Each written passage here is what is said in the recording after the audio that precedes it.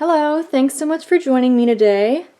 This is a video that I promised and planned to do long before now, but I've made a lot of changes to this planner since I started in it. As we know, it's always a work in progress, so maybe now is actually the perfect time to be making it. This is a pocket rings. I switched into it about a month ago. That was a little bit of a tough decision for me because I had just set up and done a video on a Midori diary pouch, which is kind of like a Hobonichi Weeks style. And it didn't take me long to realize that my joy really lies in a ring-bound style. So it was both a little bit of a stressor and a relief to admit to myself that I have maybe just some semblance of planner piece and rings, and to make that return. So we'll get in it. This is a Foxy Fix pocket rings. It's in the Boss Babe Madison leather, which is a black. It's very smooth, pretty durable, pretty water resistant. I also got black stitching to match. On the spine I have a blind embossed moon phase, if that's catching on camera. It has a button closure. With Foxy Fix you can choose between the snap or the elastic, but for rings I really prefer a snap. Foxy Fix also uses Krause rings, and for the pocket they use a 20mm, so very nice rings and pretty good size for a pocket, larger than you're going to find in a lot of like Filofaxes. I also ordered with the crisscross pockets, and I just have some little personalized things in there to feel more at home in here. My first dashboard is a sticker on just craft paper. I know fall has really passed in December, but it's always fall in my heart, so this is always relevant. And then I have a cute little white giant bow on there. I have absolutely no idea where this is from. I think it was a freebie a while ago, but literally just searched like big planner clips, oversized planner clips, and tons of other makers are on Etsy. The first is a quote that I penned on some craft paper, and I added that in there because it's a nice reminder. I think it's just before my weeklies, so I flip to it pretty much every day, and it's the first thing I see before I get into everything else. So then I use a Peanuts Planner Co. foldable week on one page. I don't keep a ton in here since it's a little more limited on space in a pocket ring, so I have one that I am working in, and then a couple, one or two blank ones usually. The fold-out part has a weekly overview. I color code in there, black for most everything, all my personal stuff and chores and things. Light blue for my husband's schedule, and orange for work. And then I do sort of like a bullet journal style, you know, boxes for tasks and bullets for appointments, things like that. It has a weekly task list, which I love, and it's just the right amount of room to be productive in the week, but not to overwhelm myself. So, and then it also has a full, I'll show you a blank one over here as well, a good size weekly habit tracker. I very rarely track that many habits, so this particular week I've covered it with a sticker. I also use this section here to write out a meal plan for the week. So I usually plan out dinners so that I can plan ingredients for grocery shopping. But this week it's just me in the house, so I'm not putting in all that work, and I just covered it that way instead. But this is another little dashboard I made.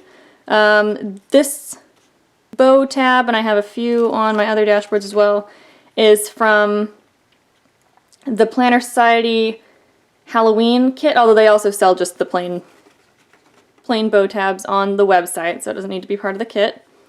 That's the Planner Society. Alright, and then I have another insert, lots of inserts from Peanuts Planner Co. This is the categorized task list. It comes in a 3-column and a 5-column. I use it for multiple things. This one's the 5-column, and I use it to track my spending.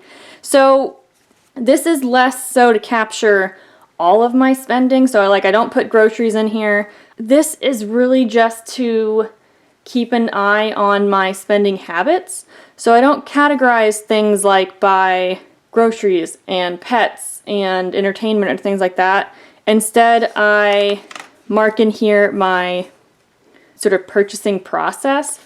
It's hard to explain. So I have 5 columns here, and basically I just run down them every time I put something in here. I put the date, where I purchased it, and the amount. And then the categories are, was it necessary? Was it something I absolutely needed? Say like medications for me, medications for my cat, something like that, absolutely necessary. Something I planned on getting, so maybe it wasn't an essential, but it was something I expected to buy. Then I bought it, it was on the list. Then I have staples, which what I mean by that are things that I'm going to purchase anyway. So if I buy like my favorite soap on sale or something, like it wasn't something I planned on buying that day, but it was going to come up eventually, so that would go in that category. And the real purpose I implemented this whole system was for this column, impulse buys. Things that I didn't need, haven't really been thinking about, didn't plan on buying, and just wanted in the moment. So trying to cut down on those. And then finally other, which is just things that don't really fit into any of the above. For example, say a gift that I had forgotten to buy. You know, I didn't really plan on it, but and it's not really necessary to survival, but it's not really the same as an impulse buy. Things like that. All right. Next, I have, so we're at sort of an awkward point in the year to be starting a new planner. For 2020, I'll track bills on this fold out from also Peanuts Planner Co. And this is from her like 2020, actually it might be undated, no, 2020, yearly bundle. But until then, I'll do little color coding in there, I think. But until then, since we have this last little straggling bit of 2019, I use the 3-column version of that categorized task list just for November, December, and the beginning of 2020 in January. I have my bills here. I marked the date that I pay them. Also, final things that I need to do to finish out this year, invoices for work, things like that. And then I also have my pet tracker over here, which is just like changing their litter and their flea meds and things like that. So next section, so this is sort of like a finance section within my dailies, weeklies. Next I have like my future planning section. So I have just a little bit of vellum dividing it. From a craft store, again, because we're in the end of 2019, I have sort of a supplementary insert in here that I won't continue after this month, but it is the Peanuts Planner Co. future dates, and I've just wrote what's coming up at the end of this year. For 2020, I will use this fold out, also from the yearly bundle. I already put 1 or 2 things in there. Alright, again, dashboards are from the Planner Society. Just made them with things from that. Just a little bit of artwork that I printed off of Pinterest. Then this I made in Canva. I just recently discovered that Canva has a planner template section, which is really exciting, so you should check that out. But I made like this is my like fitness section, so I made basically a workout menu, which is just different exercises for different focus areas. So if I go without a plan, it's easy to kind of really pick and choose and put something together quick and easy. Then I have the weight training inserts from, you guessed it, Peanuts Planner Co. I have quite a few in here, and they are all washi on the border, not because I was trying to be decorative, but because I mispunched them and I didn't want to waste them, so I just washed it over and repunched. So that's a nice way to fix that. Next, I have my work section, and I've ordered this a little bit differently than I have past planners. Notice that I have my personal planning and my personal fitness before I even get to work.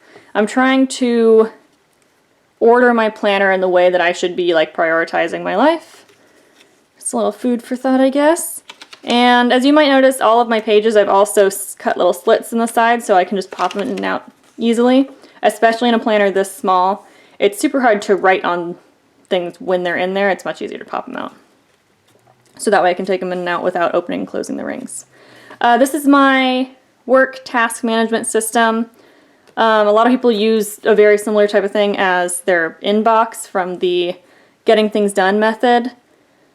And I've also explained this in my personal rings video.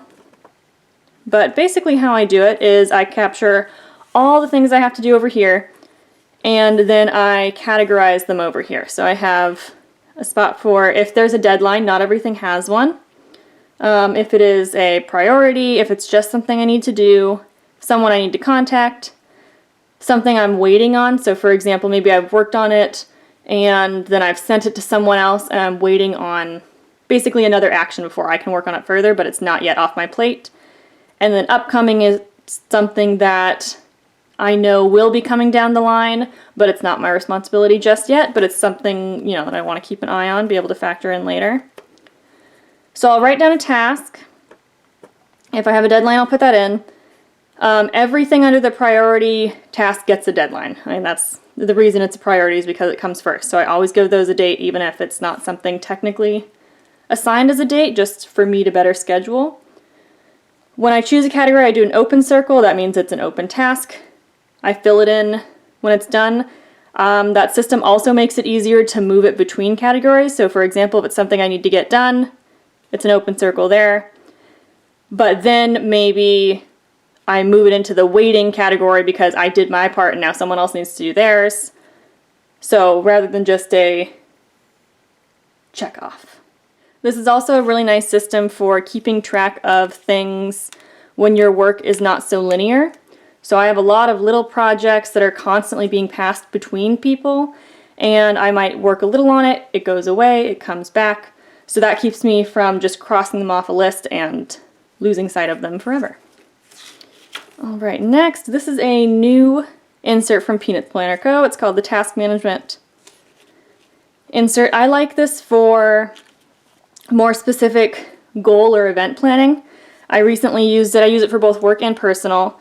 This is for a big work event I had last month, so I divided things into categories, and then I had tasks associated with each category and little notes on the side. And then finally, this is sort of my projects and miscellaneous section. So again, I used another one of those for Thanksgiving. I'm using one for my planner goals.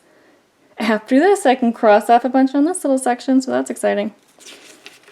And then I have one more piece of vellum to divide between that and my notes section. These were little sticky notes that also came in that Planner Society kit. I cut off the sticky part so they'd better fit in here and punched them, so it's just nice little like scrap paper. Then I have plain grid for notes, and then I also have just some extras of other inserts that you've seen throughout. This is another one that I made in Canva. I was using this before this guy came to me. It doesn't suit me as well, but I keep one in there just in case I'm reinvigorated by it at some point. And my page lifter. And finally in this back pocket I just keep some extra like tiny stickers.